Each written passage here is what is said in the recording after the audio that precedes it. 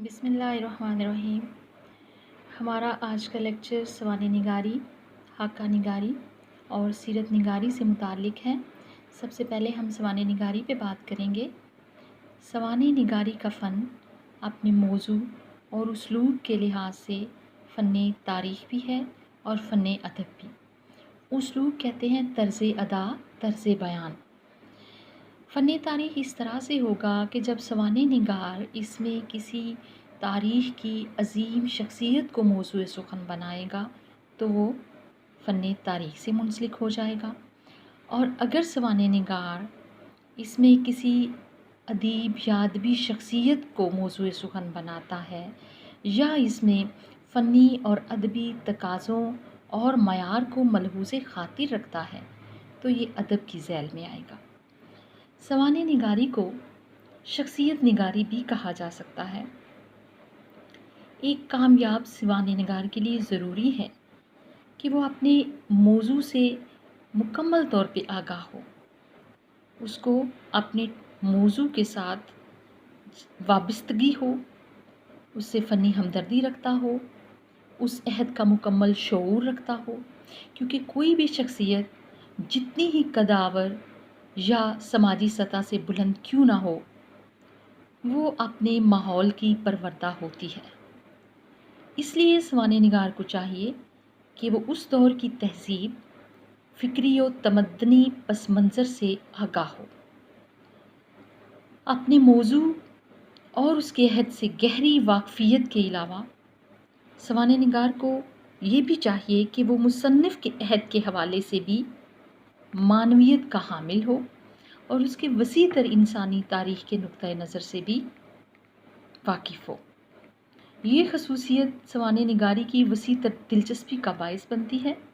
एक आला अदबी फ़न पारे की तरह अपने अहद से बुलंद होकर हर अहद के लिए अहमियत रखती है। लिहाजा अच्छी सवाने मौजू की सिर्फ़ खूबियों और कारनामों का ही इहाता नहीं करती, बल्कि उसकी ख़ामियों और कोताहियों को भी ज़ाहिर करती है। यानी सवाने निगार को सिर्फ ये नहीं चाहिए कि वो जिस शख्सियत पे खामा फरसा है या जिसके बारे में वो लिख रहा है, सिर्फ़ वो उसके कारनामों को और उसके ख़साइस को बयान करे, बल्कि उसको चाहिए कि जो उसकी ख़ामियाँ और कोताहियाँ हैं उनको भी गैर जानिबदार होकर फ़नी बसीरत के नुक्ता नज़र के साथ उनको पेश करे। इस तरह सवाने जहाँ मुकम्मल शख्सियत के इजहार का ज़रिया बनती है, वहाँ वो नुक्ता नज़र के तवाज़ुन और इजहार के बायस अपने अंदर सच्चाई, एतमाद और यकीन की खसूसियत भी रखती है। इन तमाम खसूसियात के इजहार के लिए पुरकशिश ज़बान और सादा लेकिन दिलकश उसलूब का इस्तेमाल सवाने में अदबी शान पैदा कर देता है। मौजू की तरतीब, पेशकश, सवाने की मजमूई हैत और ज़बानो इजहार का इस्तेमाल सवाने को अदबी मर्तबा अता करता है और उसे फ़न अदब का हिस्सा बनाता है। ये आपकी उर्दू आला की किताब का सफ़ा नंबर 1 है, जहाँ से मैं रीडिंग कर रही हूँ और साथ उसकी वजाहत भी कर रही हूँ। उर्दू अदब के अंदर जो सवाने निगारियाँ बहुत मशहूर हैं, उनमें से चंद एक का ज़िक्र हम किए देते हैं। अल फ़ारूक है, हज़रत उमर फ़ारूक के बारे में। अल मामून, सवाने मौलाना रूम। ये 3 सवाने उमरियाँ हैं जो तारीख़ के हवाले से हैं, जिनको मौलाना शिबली नोमानी ने लिखा। इसके अलावा हयात जावेद है जो सर सैयद अहमद ख़ां के बारे में मौलाना अल्ताफ़ हुसैन हाली ने लिखी। तो सवाने निगारी के बारे में हम बात कर चुके, मुख्तसर के सवाने निगारी क्या है। अब हम बात करेंगे हाका निगारी के हवाले से। हाका निगारी और सवाने निगारी में फ़र्क है, क्योंकि हाका निगारी में हम किसी फ़र्द की खूबियों, ख़ामियों, शक्लो शुबाहत और अदादो ख़साइल को इस तरह पेश करते हैं कि उसकी सूरत और सीरत का नक्शा हमारी आँखों के सामने आ जाता है। यानी इसमें ज़्यादा हम तफसील में नहीं जाते। बाज़ ऐसे भी शख्सियात का हाके जो हैं वो हमें मिलते हैं, जिनके साथ हमारी मतलब एक जज्बाती वाबस्तगी के अलावा उनके साथ हमारा उठना बैठना है, उनके साथ हमारा मेल जोल है। कामयाब हाका निगार के लिए ज़रूरी है कि वो زیر بحث شخصیت کی خوبیوں کے علاوہ اس کی خامیوں، کمزوریوں اور مخصوص عادات کو بھی پیش کرے، لیکن اس میں اختصار، تاثر، دلچسپی اور جامعیت کا عنصر غالب نظر آنا چاہیے۔ اردو ادب کے اندر بے شمار ایسے خاکے ہمیں ملتے ہیں، جیسے آب حیات، اس کو ایک طرح سے اس دور کے مولانا محمد حسین آزاد نے اس دور کے جتنے شاعر تھے یا اس سے قبل جتنے شاعر تھے ان سب کا ایک انٹروڈکشن اس کے اندر دیا ہے۔ تو اس کو تنقید کی کتاب کچھ لوگ سمجھتے ہیں، یہ تنقید کی کتاب نہیں ہے، یہ ہے تذکروں کی ایک طرح سے کتاب جو خاکہ نگاری کی ذیل میں بھی آ جاتی ہے۔ چند ہم مثر مولوی عبدالحق کے خاکوں کا مجموعہ ہے، مردم دیدہ چراغ حسن حسرت، اور اسی طرح گنجھائی گرامایا رشید احمد صدیقی کے خاکوں کا مجموعہ ہے، گنجے فرشتے سعادت حسن منٹو، اور آپ جناب اور صاحب یہ محمد طفیل کے خاکوں کا مجموعہ ہے۔ پکچر گیلری قرۃ العین حیدر کے خاکوں کا مجموعہ ہے۔ خاکے میں وہی بات کہ سوانح نگاری میں زیادہ تر کسی شخصیت کے کارناموں اور خصائص کے حوالے سے بات کی جاتی ہے۔ مولانا شبلی نعمانی نے جس دور میں سوانح عمریاں لکھیں اس دور میں ضرورت بھی تھی کہ لوگوں کے اندر تحریک پیدا کی جائے اور تاریخ میں ان ہیروز کا ذکر کیا جائے، تاریخ سے ان ہیروز کا ذکر کیا جائے جو اپنے کارناموں اور خوبیوں کی بنا پر نامور رہے۔ اب ہم بات کرتے ہیں سیرت نگاری کے حوالے سے۔ سیرت نگاری کی ترکیب خالصتاً نبی کریم صلی اللہ علیہ وآلہ وسلم کی سوانح مبارک کے لیے مخصوص ہے۔ اردو ادب میں سیرت نگاری تاریخی اور ادبی حوالوں کے علاوہ قومی اور مذہبی نقطۂ نظر سے بھی اہمیت رکھتی ہے۔ مولانا شبلی کی سیرت النبی اردو ادب میں نہایت اہم مقام رکھتی ہے۔ سیرت النبی جب مولانا شبلی نعمانی نے لکھنا شروع کی تو وہ بھی مکمل نہیں ہوئی تھی کہ ان کی وفات ہو گئی، جسے بعد میں ان کے اسٹوڈنٹ سید سلمان ندوی نے مکمل کر کے اپنے استاد محترم کے نام سے شائع کروایا۔ رحمت للعالمین قاضی سلیمان منصور پوری کی کتاب رحمت للعالمین اور محبوب خدا چودھری افضل حق کی تصنیف ہے۔ سیرت نگاری کے حوالے سے سیرت نگاری کے لیے جن چیزوں کو پیش نظر رکھنا چاہیے وہ ہے کہ زبان کا خاص خیال رکھا جائے، وہ الفاظ اور وہ تراکیب استعمال کیے جائیں جو مقصد تخلیق کائنات نبی کریم صلی اللہ علیہ وآلہ وسلم کے شایان شان ہوں، کیونکہ جس ہستی کے بارے میں آپ قلم اٹھانے جا رہے ہیں وہ کوئی عام ہستی نہیں ہے۔ عقیدت و جذبے کا خلوص جو ہے وہ جھلکنا چاہیے تاکہ قاری اور سامع بھی اس سے متاثر ہوں۔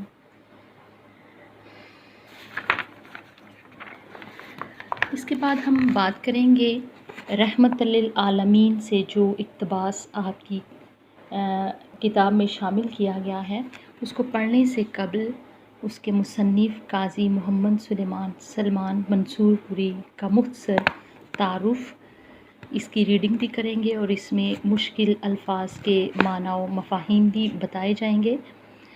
قاضی محمد سلمان منصور پوری صوبہ پنجاب کے ایک تاریخی قصبے منصور پور میں 1867 میں پیدا ہوئے اور اسی نسبت سے انہیں منصور پوری کہا جاتا ہے۔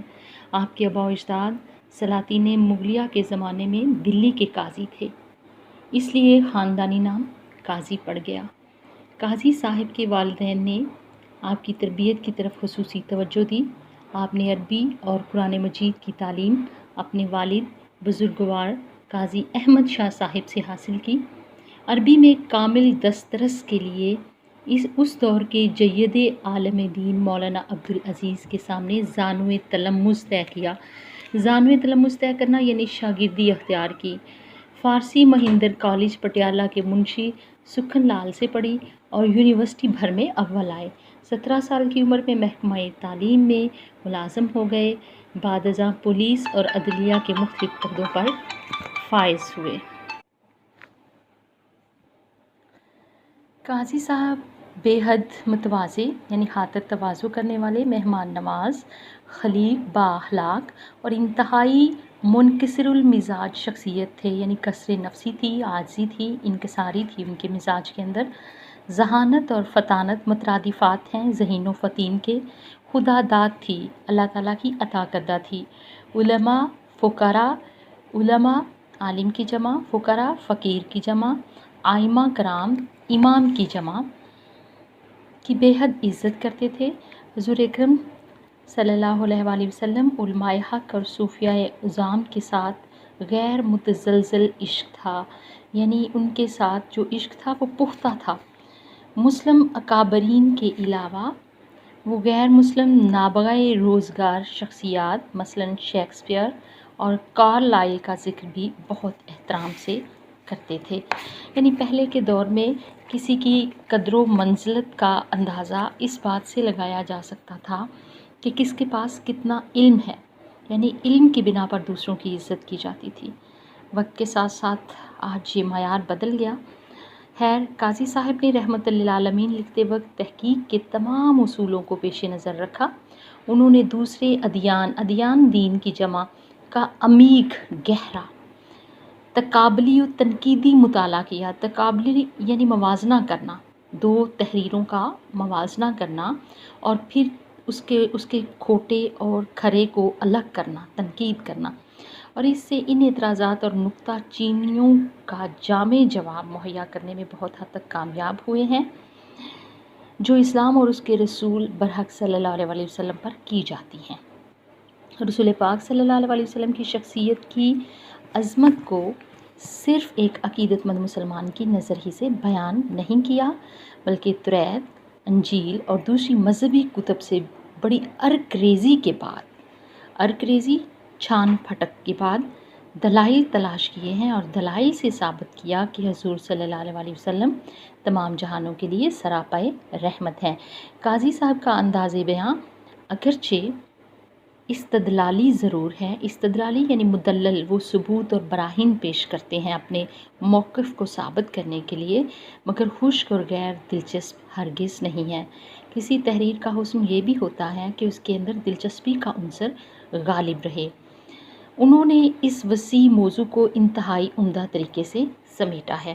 قاضی صاحب اس کتاب کی وجہ سے بقائے دوام حاصل کر چکے ہیں، یعنی ہمیشہ کے لیے امر ہو چکے ہیں، بقائے دوام۔ کچھ لوگ اپنے عظیم کارناموں، تحریروں یا ادب کے اندر کوئی فن پارہ ایسا تخلیق کرنے کی بنا پر امر ہو جاتے ہیں جو ان کے جانے کے بعد بھی بعد میں جتنے قارئین ہیں ان کے لیے مشعل راہ ہوتا ہے۔ اس کے علاوہ ان کی تفسیر، تاریخ، اسماء الحسنی، تقابل ادیان اور سفرنامہ حجاز بھی ایک کلاسیکل مقام رکھتی ہیں، یعنی یہ بھی ان کی کتب ہیں۔ حج بیت اللہ سے واپسی پر آپ کا وصال عرشہ جہاز پر ہوا۔ آپ کی نماز جنازہ سید محمد اسماعیل غزنوی نے پڑھائی اور شرع کے مطابق آپ کو آپ کے جسد حاکی کو سپرد آب کر دیا گیا۔ پہلے کے دور میں بحری جہازوں کے ذریعے جو ہے وہ حج کیا جاتا تھا، تو اس وجہ سے جب کسی کی اس جہاز کے اندر موت ہو جاتی تو پھر اس کو سپرد خاک نہیں، سپرد آب کر دیا جاتا، کیونکہ بحری جہاز کا سفر گھنٹوں میں نہیں، دنوں اور مہینوں میں طے ہوتا تھا، اس لیے۔ جی، یہ تھا مختصر تعارف قاضی محمد سلمان منصور پوری کا۔ اب ہم ان کا جو سیرت النبی سے اقتباس رحمت للعالمین کے عنوان سے آپ کے سلیبس میں شامل کیا گیا ہے، اس کا ہم انشاءاللہ کل مطالعہ کریں گے، اس کی ریڈنگ کریں گے، اور آپ نے اس کے حوالے سے اگر کوئی سوال پوچھنا ہو کہ سوانح نگاری کیا ہے، سیرت نگاری کیا ہے اور خاکہ نگاری کیا ہے، مختصر سا میں پھر بتا دوں کہ سوانح نگاری تاریخ کے اندر یا ادب کی نامور شخصیات کے حوالے سے ہوتی ہیں، اور اس میں آپ نے ان کے کارناموں، خوبیوں کا ذکر کرنا ہوتا ہے، اور لیکن اس میں ان کے ذاتی کوائف اتنے تفصیل سے بیان نہیں کرنا ہوتے، جبکہ خاکہ نگاری کے اندر اس کی شکل و شباہت، اس کی عادات و خصائل اور خوبیوں اور خامیوں کو دلچسپ، مختصر اور جامع پیرائے میں بیان کرنا ہوتا ہے۔ سیرت نگاری یہ تو خالصاً آپ صلی اللہ علیہ وسلم کے لیے مخصوص ہے۔ باقی سوانح نگاری اور خاکہ نگاری کے ذیل میں کسی کو بھی آپ لا سکتے ہیں، کسی بھی ایسی شخصیت کو جو آپ سمجھتے ہیں کہ اس کی زندگی یا اس کے کارناموں کے حوالے سے لوگوں کو علم ہونا چاہیے، آپ اس کے بارے میں سوانح نگاری کے حوالے سے لکھ سکتے ہیں یا خاکہ نگاری کے حوالے سے لکھ سکتے ہیں۔ خاکہ نگاری سوانح نگاری کے مقابلے میں مختصر ہے، سوانح نگاری تھوڑی تفصیل طلب ہے۔ بہت شکریہ۔